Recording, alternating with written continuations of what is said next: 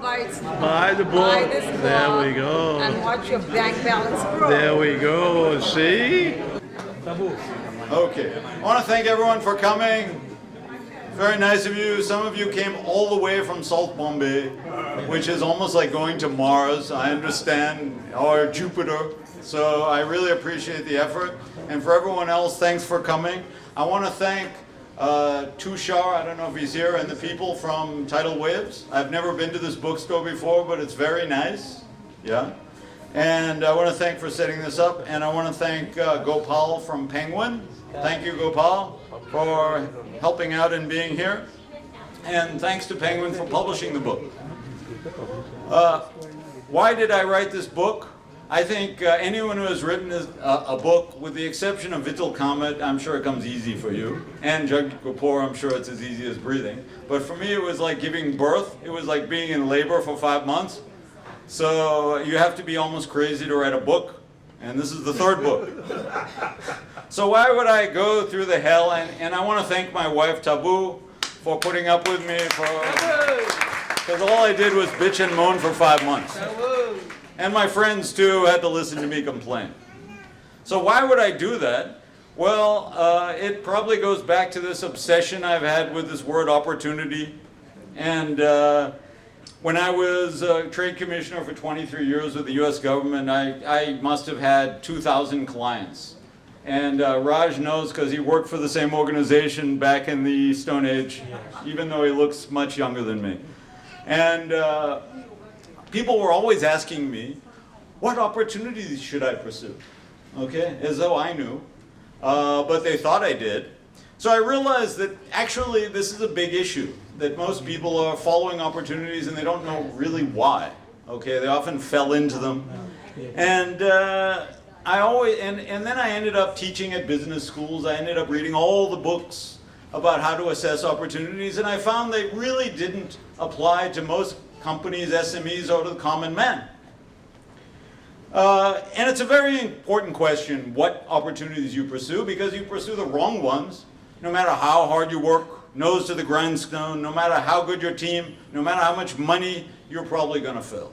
Okay, you need good opportunities, and not too many people are like, you know, Jagdeep Kapoor or Vithal Kamat or others in this, other experts in this who right from the beginning have found the right opportunities. And opportunities are very powerful. I met a guy a couple of years ago, a kid from Bihar, who dropped out of college, and he raised $20 million from Tiger Global, which is a VC firm, to start an app, which he started. Now, did Tiger Global give him $20 million because of his track record or his good looks? No way. Money goes to people who have big opportunities. It has nothing to do with anything else. Okay, the opportunity has to be big. Okay. In fact, golden opportunities are like powerful magnets that attract all the resources you need. But the question is how to choose them. I went through the process about 8 years ago when I left the government, also trying to say, what should I do with my life? And since I liked opportunities and I had so much experience with them, I actually looked online to try to find an opportunity consulting company I could work for. And I couldn't find one. There wasn't one in the whole world. And about a week later, I went and met Jagdeep Kapoor for his advice. And the first thing he said is, Richard, you should become the world's first opportunity consultant. Believe it or not. So it was the hand of God coming down. So I did it. Yeah, and he's been a huge help to me ever since. Yeah. So, but a consultant is not a psychic. No, you have to have a methodology, you have to have a way of operating, and that's what I've been working on. That's what's in this book. And I think how to see opportunities, how to evaluate opportunities, how to choose opportunities. It's not God's word, it's mine. It's not perfect, but I hope all of you will read the book and tell me what you think of it, because I need everyone's advice to make it better. Yeah? So, fortunately now we have a panel to discuss opportunities and the power of opportunities. So why don't we come on up? Yeah.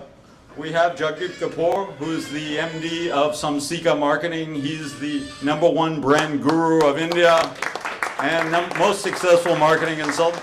We have Vithal Kamat. Everyone knows Vithal Kamat. Not only is he a a great hotelier with the Orchid Hotel and numerous, God knows, hundreds of restaurants he's opened, but also one of the best-selling authors in India. Yeah, and a new book coming out soon. Yeah? Yeah. And we have Dr. Shashank Shah, who is not only a Harvard fellow and has written 2 books. I hope they're in this place on business strategy. Win-Win Corporations is the latest one. Or the Tata Group is the latest one. And he was a great help to me in writing this book and editing this book. Huge help. So we're going to have a panel now. I don't know if we have microphones. First of all, congratulations, Richard, for your 3rd book. Yeah. Okay. And this is the 2nd business book. The first one was different, and the last 2 books have been great. So first of all, congratulations. Thank you.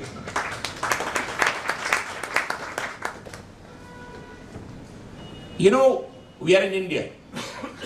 So I'm going to use a phrase which then I will translate and explain to Richard. So whenever anyone meets Richard, whatever Richard says, it comes out like this. Sir, Avsar. Avsar means opportunity. Okay. That's all around us, as he said. And I'll just say 2 things to begin with. There are a couple of things I loved in the book. One was the power of adaptation. Adaptation allows you opportunities. You know, all over the world, McDonald's never gives home delivery. But there's one McDonald's here in Ghatkopar, and one Gujarati family called up and ordered veg burgers, some veggies, etc. And then it said, please take down my address. So the lady there in Queen's English said that, sir, we don't give home delivery. So the response was, then why have you opened up a restaurant? In India, home delivery is my birthright, right? And today you see Swiggy and Zomato. That's an opportunity which was waiting for 20 years and it's been caught by someone. So adaptation, as he's put very well, and McDonald's adapted. The other thing, which was terrific in the book which I read, was to be relevant, you have to be irreverent. Break the rules. Disrupt.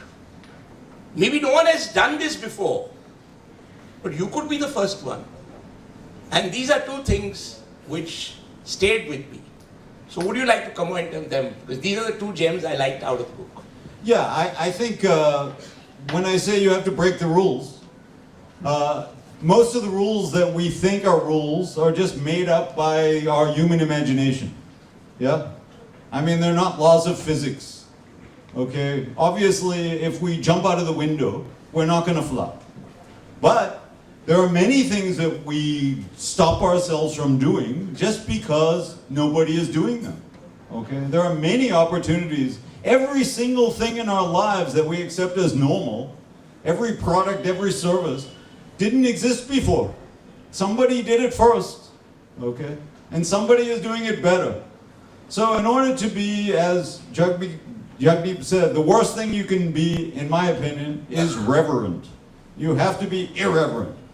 And I have come up with a little thing called opportunity quotient, where people can check their opportunity quotient. And one question I always ask is, check people, are you reverent or irreverent? And most people in India who answer that say they're very reverent.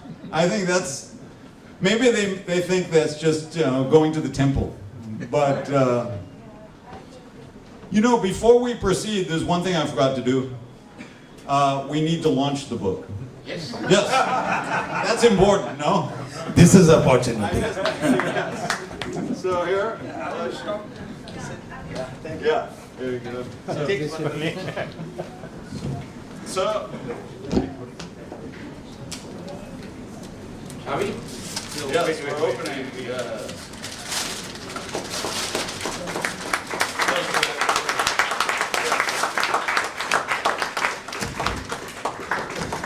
Okay, so we get the big photo. All right, thank you, folks. Okay.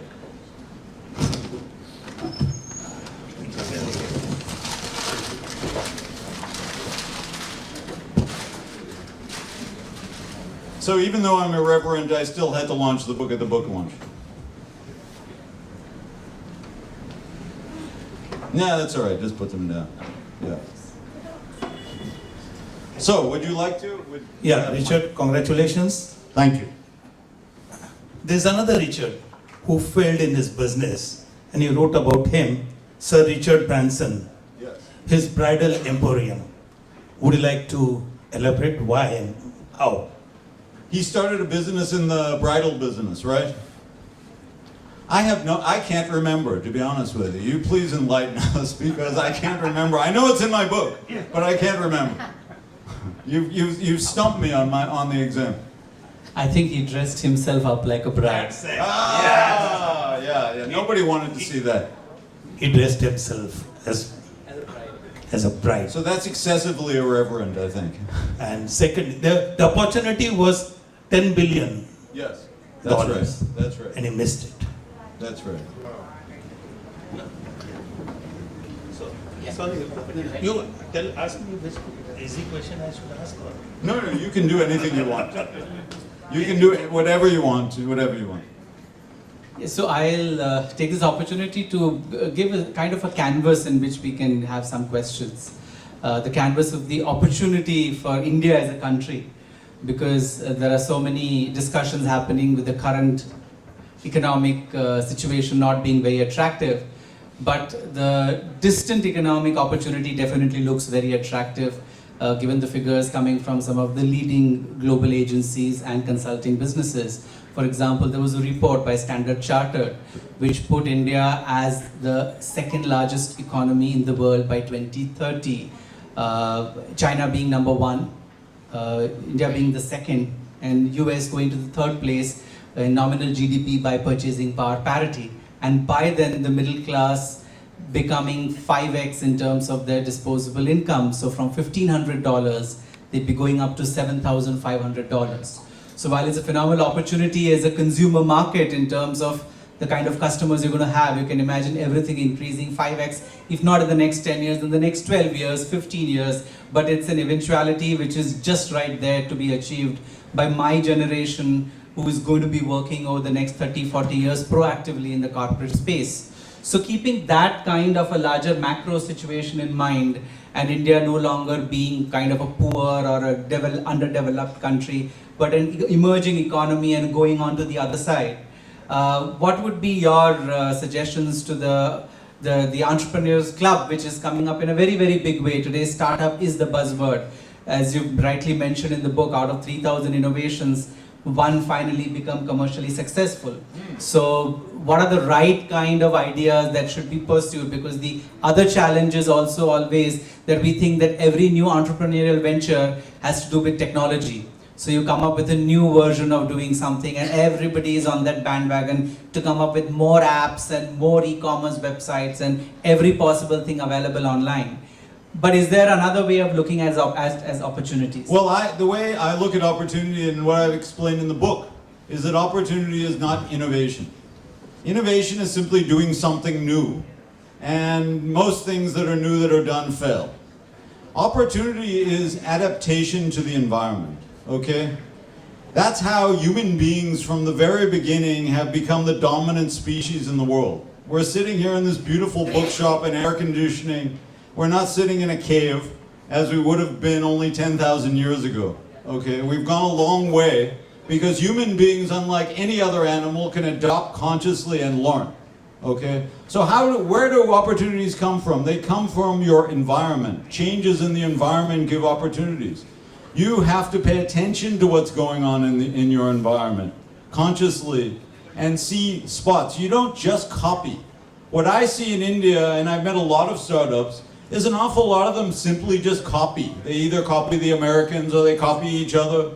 But copying is not necessarily an opportunity. You have to see where you can make a difference. Secondly, the opportunity has to mean something to you, because we're selfish.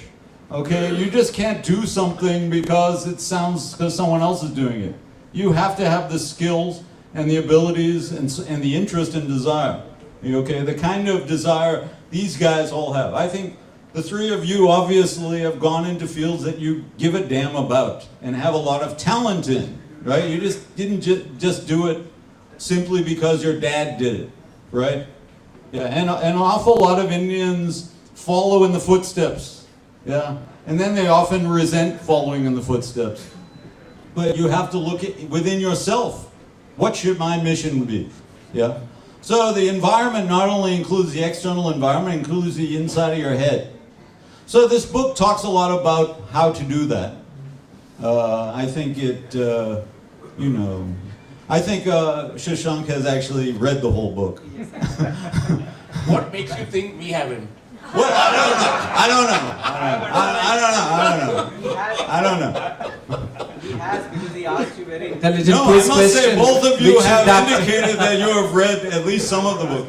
And Vithal showed me notes he made in the book, so I'm quite impressed. I want you to explain them FOSU and where your target of FOSU. When you were to enter our business, we met 9 years back. Yes. It was an American sandwich business.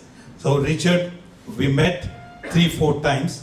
Yes. And why did you drop it? Yes. I was looking at starting a business for sandwiches. Yes. American sandwiches. And I hired Vithal's son. And, well, of course, I went to Vithal for advice because who knows more about food than Vithal Kamat. And We then, met a guy just now who met Vithal and he introduced himself. yeah. He's not there anymore, but Yeah. he introduced him and told him. And I was controlling my laughter. He went to Vithal and said, I am the best in food. So Vithal said, I'll remember him for life. So your son Vishal did a thorough analysis. The first thing they did was a thorough analysis of the business environment. Yeah, and it was pretty obvious pretty soon that I shouldn't be in the sandwich business. So it is whenever you don't just jump into the pool. Yeah. But to carry on from where you Yeah. left out of the sandwich business and what you mentioned in your opening remarks. Yeah. So when Richard met with me and we're old friends, and then when he got out of the government and he was looking at various options, one of the things which came up was that, I've been looking for an opportunity consultancy where I can work in as. So one of the things was that he loved this word opportunity. He loved the essence of it. And when you love something, that's one starting point. That's the passion that you have. Okay. Because you're going to think in that manner, you're going to wish it, you're going to perceive it, you're going to conceive it. The second thing was, and this is what I'm bringing to the table, which is written in your book also, and I'm using it in my own words. One of the biggest opportunities is unfulfilled needs. Needs are there, but they are unfulfilled. So there was an unfulfilled need that there was no opportunity consultancy in the world. And since there's no opportunity consultancy in the world, that's when I recommended to Richard, why don't you become the first and only opportunity consultant in the world? And that's where he is, and highly successful at that. So one is internally, you need to have the passion and the love for it. And externally, there must be an unfulfilled need. And if you're able to find that gap, well, you've got the opportunity. Yeah. And Richard is a living example of that. Yeah. Thank you, my friend. There's another interesting term which would be great if you can introduce the audience to. Oh, FOSU. Fear of screwing up. What, fear of screwing up? I don't think I made that one up, to be honest. This fear of missing out, everyone knows, but fear of screwing up is a big one, yeah? Yeah, maybe, I don't think you ever had it. No. I had many times. I'm successful. Have you heard of Yeah. HOSD? Huh? What is that? Hope of screwing down.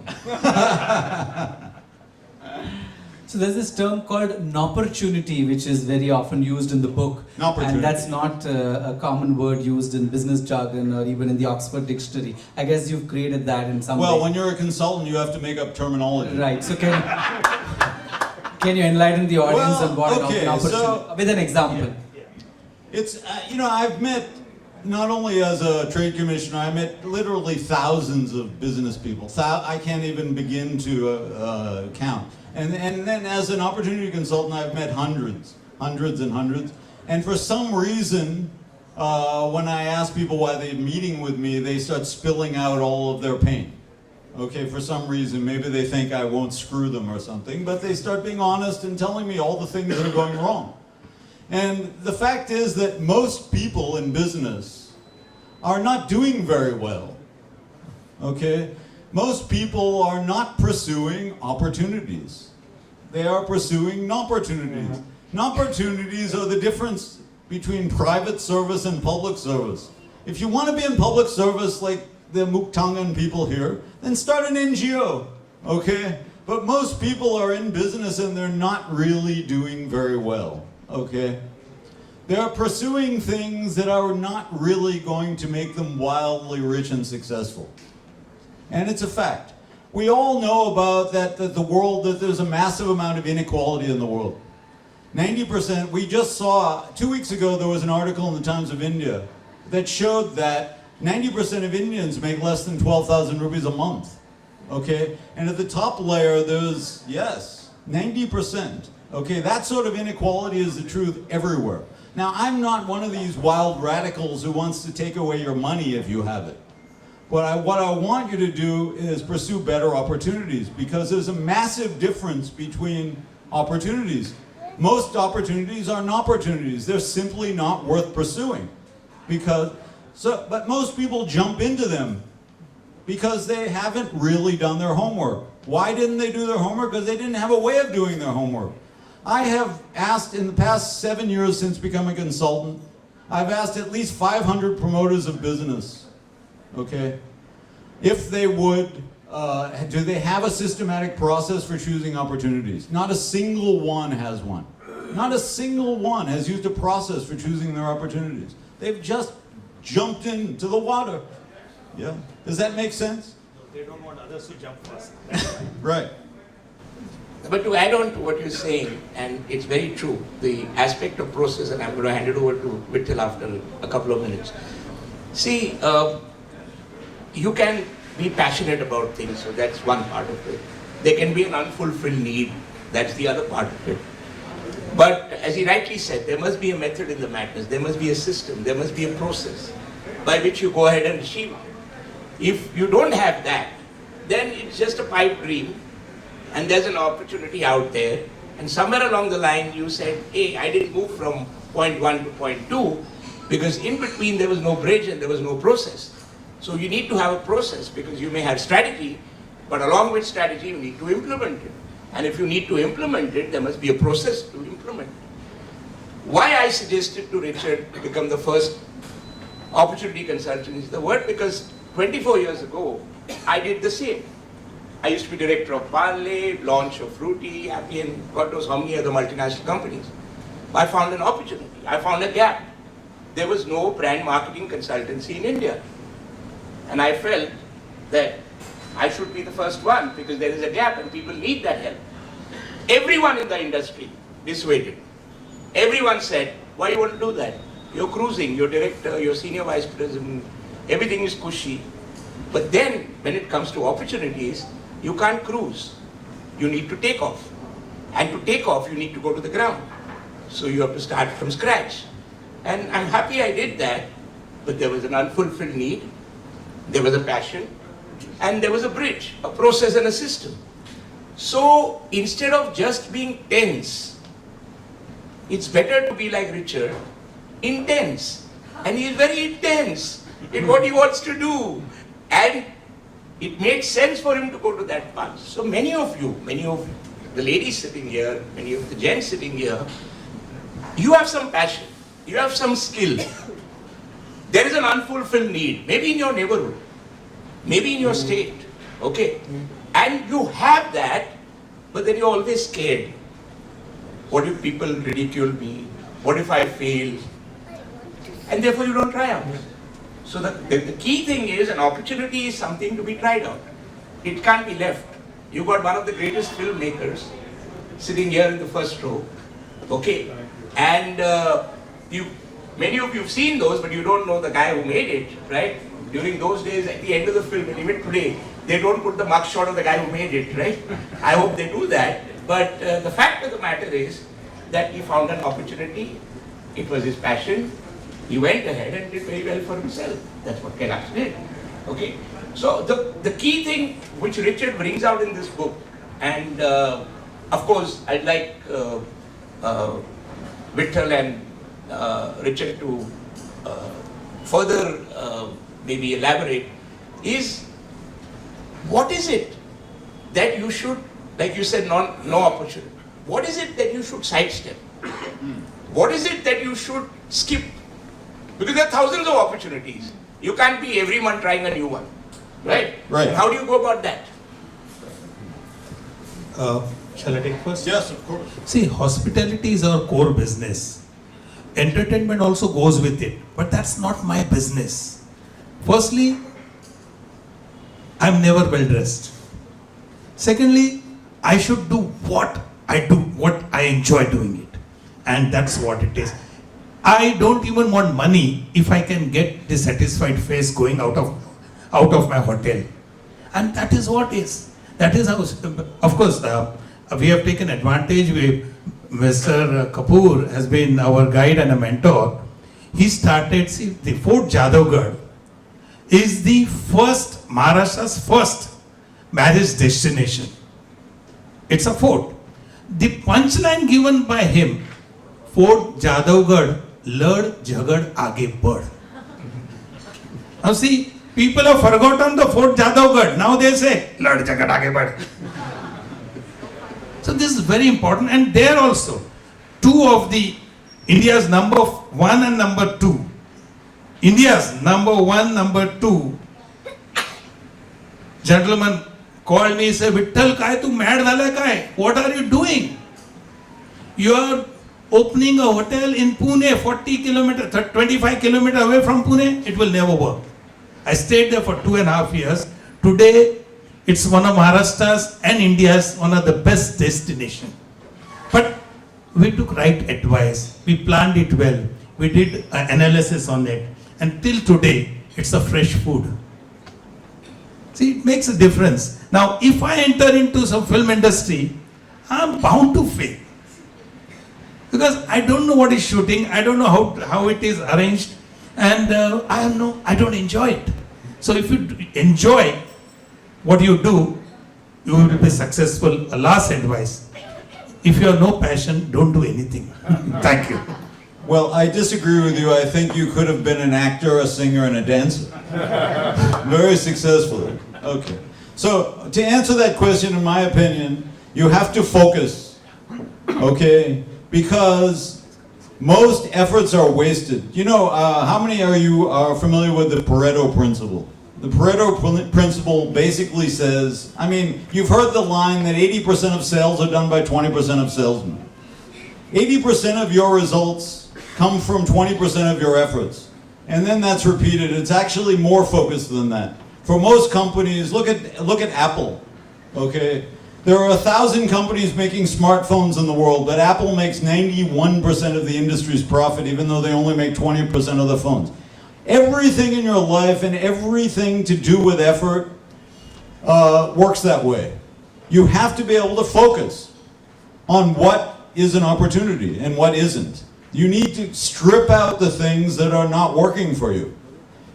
Most people, and I see it all the time, are spending most of the time trying to fix what's broken, rather than trying to focus on what's really a big opportunity. Okay? They're constantly bailing out the lifeboat. And I meet business people all the time who are doing this. Yeah? Rather than pursuing the best opportunities. That sort of focus is what this book is attempting to try to help you to do. Okay? Focusing on where you can get the most value and where you can deliver the most value. Yeah? So it goes into a lot of detail about that. What do you feel? Okay, no. Yeah, since this theme has been covered well enough, I'll pick up another theme. Yeah. And since I like anecdotes, I'd like to refer to two of them which are there in the book, both from the telecommunication space. So Richard has contrasted an Airtel with a Nokia, one which was a market leader, much ahead of the rest, had almost 80% of the market share in its heydays, and I'm referring to Nokia, and lost out on that lead and opportunity to capitalize on that growth across the globe, including in India. And the other side, Richard talks about the example of Airtel.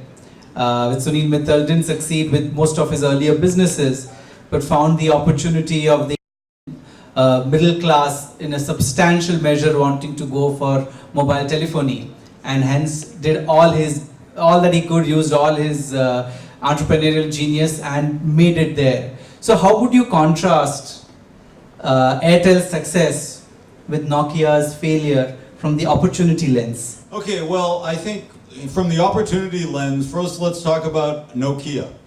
You remember Nokia had, like, everyone had a Nokia phone, right? Everyone in this audience must have had a Nokia phone, right? Then you probably gave up your Nokia phone and got a BlackBerry, right? At some point, almost everyone got a BlackBerry. Remember the BlackBerry? Yeah. And then at one fine day, you gave up the BlackBerry and you got something like an Apple, or you got a Samsung, you got a phone like that, a smartphone, right? Yeah. What was the key driver of opportunity between the first phone, the Nokia, the second phone, the BlackBerry, and the third phone, the smartphone? What was the key factor driving opportunity that Nokia missed and that BlackBerry missed? Anyone have any ideas? What was the one single key driver? It was something in the environment. Now, in my book, I say there's 4 parts of your opportunity environment. There's your mission, your model, your market, and your domain. Domain is everything outside of those 3. What was driving opportunity in the cell phone market? Does anyone know? Applications. Mobile data. Nope. Mobile data. Okay, correct. The key thing was 1G was Nokia, 2G was BlackBerry, 3G was smartphone. Okay, as soon as you hit 3G, you could put a little computer on the phone and hook it to the internet, right? But Nokia missed it and BlackBerry missed it. Okay? They both missed it because BlackBerry said, oh, everyone wants a nice keypad. Okay? All these companies were so busy trying to save their investment in an existing technology that they missed the opportunity. They missed what was going on in the environment that was driving opportunity. Yeah? And that's what most people miss. Now, I'm sorry, I'm not answering the Airtel example. Airtel, I think, I think it's apples and oranges. I think Airtel is an example of succeeding through adaptation, not innovation. That man, Mittal, has never invented anything. The hell with innovation. Has he invented any of the technology he's ever used? Nothing. Yet he's become a billionaire. Who needs innovation? But that is adaptation. He saw the opportunity. He saw that the environment was, that they were setting up cell phones in India, and he jumped in. Yeah, because, hey, everyone wants one of those, right? I'd just like to quote another example to what Richard explained about the Nokia irony. It's called the irony of the decorated buggy whip. So that's a classic case study taught in most business schools, and it was first published in the Harvard Business Review in 1960 by Theodore Levitt.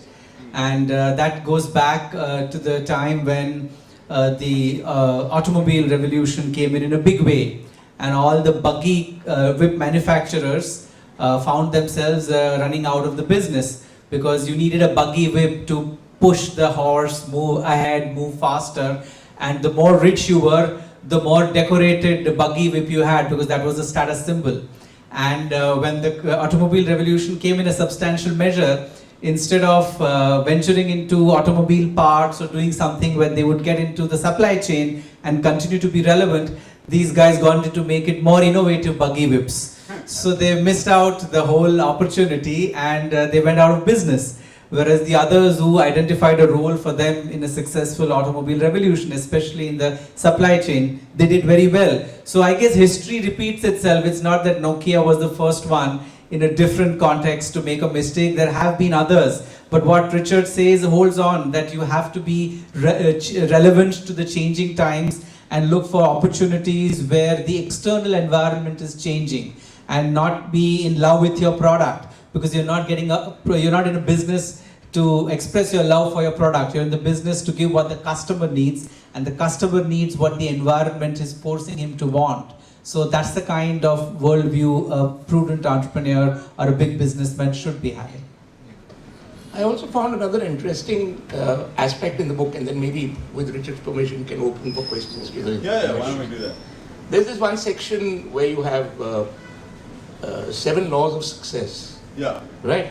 There's 2 reasons why I'm asked. One, I really want you to explain that. Okay. And the second is, I just want to prove to you that I've read the book. What is it? Bought it. What is it? That is it. Okay, well, let me have the book so I can remember. Okay, well, basically, the 7 laws of success are talking about, the first law of success is that success is generally defined by people as control of resources. Okay? What is success? Some people who are athletes are successful at the marathon, but the only universal thing that success really means to all people is control of resources. Okay? You have excess money. Okay? Everyone in the world wants this. I don't know anyone who doesn't. Okay? And of course, the second law of success is that we live in a world of permanent inequality of results. It's simply, communism simply doesn't work, and there's no way that everyone's going to get equal results. Okay, that 10% of the people are going to control 90% of the goodies, and that's the way it is, unless you live in North Korea, but even there it's probably worse. Lesson 3 is that most of your efforts are wasted. This is the Pareto principle. That if you look at any company, forget about individuals, if you look at any company, the chances are that the vast majority of the products of any company don't make much money, and then they get most of their profits from very, very few products. Okay, there's always a weird distribution of results there too. So that means for maximum success, you have to focus your efforts very carefully on what works, on where there is opportunity. Okay, and you have to defocus from opportunities. Okay? Most people spend most of their time seriously trying to fix what's broken. I remember when my kid was in school, he was lousy at math. So what did he spend 90% of his time tutoring on? Because Indians love tutoring, and he was going to school in India. 90% of his tutoring was math. He's never going to use it in his whole life. Okay, but this is what 90% of his education was wasted on.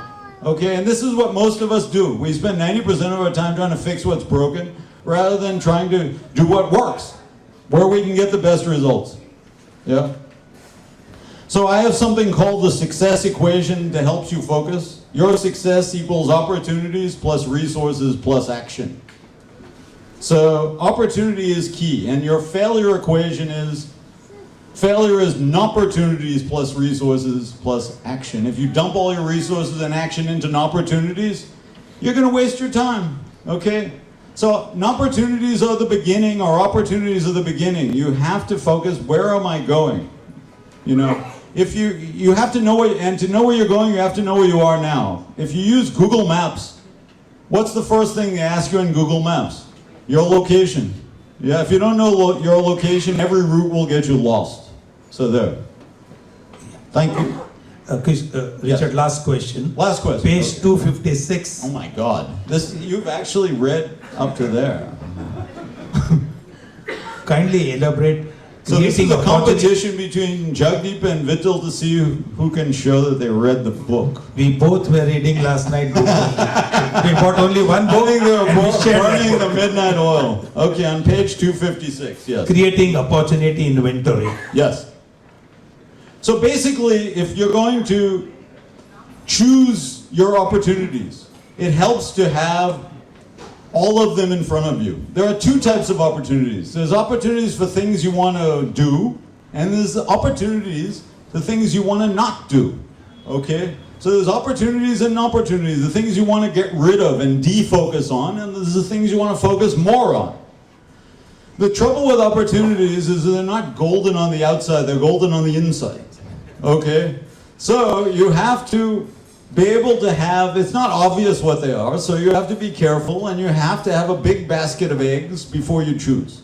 That's why we recommend making an inventory of them, yeah, before. This is what this book helps you to do. And that's why you put the big basket of eggs on the cover. Yeah, that page. explains the golden egg. Yeah, that's it, that's it. So why don't we open the floor to questions? Yes, sir. Yes. Take this mic. Take this mic at the back Yeah, side. yeah, At take the one in the back. side. He has another one. Yes, Raj. Since I represent a large corporation, I'll talk from my own experience and I want to seek your guidance. I'm part of the corporate strategy division of the Aditya Birla Group, but now I'm on a sabbatical because I'm writing a book like Richard. Good for you. He helped me with my first book. Now, in the global strategy, when you analyze where to go, what to do, we find opportunities. In some cases, we found opportunity was there. We had the right mix of strategy. We had the right approach of getting the right finances at the right time, getting the equipment in place, getting the technology in place. Then the factory starts, then the smoke starts coming out of the chimney. Then after 2 years, suddenly we find we have to close down everything and come back. Why? Because there is an upheaval in the country, which we have already made risk analysis, we have made everything about that political analysis. This happened in Egypt with one of our projects. This happened in Bangladesh. You know, why is this happening? Despite the fact that professionals have analyzed the opportunity, they have gone into every element of how to do business over there, what to do, what will be the future. They have done political analysis there with experts. Why is it happening? Political analysis and politics are two different things. See, it's like this. I have a couple of clients in Egypt. You mentioned Egypt, and I have 3 clients in Bangladesh also. The unrest can take place anywhere, right? And you've done due diligence, you've done risk analysis, and so obviously you've done everything properly. But the key thing is that there may be unrest, there may be disruption, but one thing doesn't stop, and that is consumption. Consumption is like breathing. That doesn't stop. So as long as your focus is on consumption and not on production, your business will continue. So many a times the error made is getting everything ready in terms of production. Like you said, the chimney and getting everything in place. But after you produce everything, there will be someone out there to consume it. And irrespective of all the turmoil, political or otherwise, no one stops consuming. I'll give you a simple example. We had this gentleman who committed suicide, okay? And we have 1800 stores of CCD, Cafe Coffee Day, right? Did consumption stop? No. People went and had coffee, discussed about his suicide, still had coffee, gave their sympathies, had more coffee. As long as you focus on the consumer. So the error many a times in India and otherwise which is made is, everyone begins with production. And after producing or after doing everything, then looks for a customer. You need to begin with consumption. And then when you begin with consumption and the consumer, and then you work out your infrastructure or production, then you may have to adapt a little bit here and there, fine tune a little bit there, but consumers don't stop consuming. You ask the ladies sitting here, would they ever stop buying footwear or a handbag or a lipstick or stop having pani puri? They will say, very bad, that unrest happened. Very bad, that earthquake happened. Very bad, there was a war. But consumption continues. So you have to look at the opportunities within the universe of consumption. That is a little insurance for your business to be on. That's a little experiential sharing. I'll quote from an example from the book that I've recently written on the Tata Group. They had several problems while starting their next big greenfield steel plant after Jamshedpur. And the earlier two sites which the government had given them, one was in the Naxal prone area, so the government allotted the land, but you're not going to be able to run a factory there. There was another place where the government assured that they would provide railway access, they'll lay the railway lines and all. These people invested about 100 crores in that place. But finally the government backed out saying we cannot do. Then finally they got a third place, I think the current one, which is at Gopalpur in Odisha. And finally when they were going to start the construction of the factory there, the local tribals got together and said that we are not happy with the kind of compensation the government has given us. So you were talking about Egypt and other places, I'm quoting something from India. So the tribals were not happy with the government's compensation. Now what can Tatas do? Their collaboration with the government, not with the tribals. So when there was the final day of starting the construction of the factory, the tribals revolted, the police indulged in firing, half a dozen tribals died, and the whole area and the whole project was in a mess. Now what do? Now the whole community has turned against you because you've become a villain in the whole thing, though the villain is someone else. So then they took a break. They said, we'll halt. We don't want to get into the factory construction. But for 10 long years, they invested in the community of that place and earning their respect and their confidence, starting a school there, starting a hospital, giving them all the free treatment and free education so that the community gets on your side. And the tribals say, no, these people are not here for business. These people are here for our well-being, and these people will even give us jobs when their factory starts. So even with a little bit of a compromise, if we let them start their work here, they will ensure that our interests are always going to be an equal priority as their business interests. And 10 years later, they finally ended up starting. It's a different thing that a 15,000 crore project became a 45,000 crore project because they had to wait for 10 years because the government didn't support, the tribal problem came up, etc. But now they are going to become the largest greenfield project and a factory even larger than Tata Steel Jamshedpur by 2025. So I think very often in our risk opportunity analysis, we leave out the human element.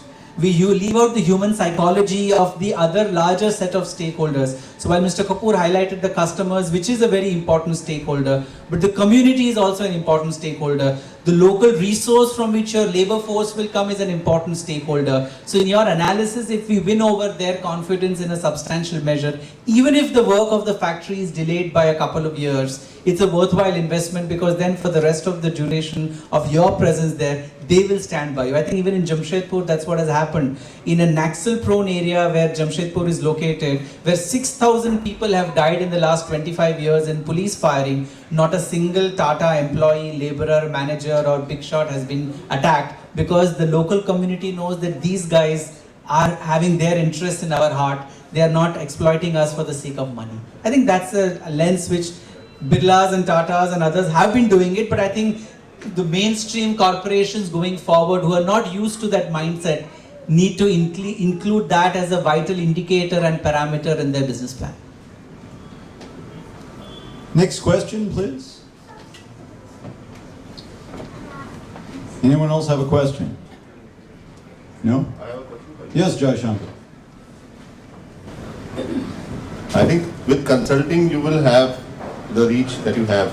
The book creates the awareness and maybe the motivation, but it doesn't fully equip the people in terms of implementation. Correct. When are you going to start training? Okay, so I've been talking. In fact, I was contacted by a very large global training company to do training courses based on the IP in the book. So they like the word opportunity too, and I personally can't do all the training, so they'll develop all the training.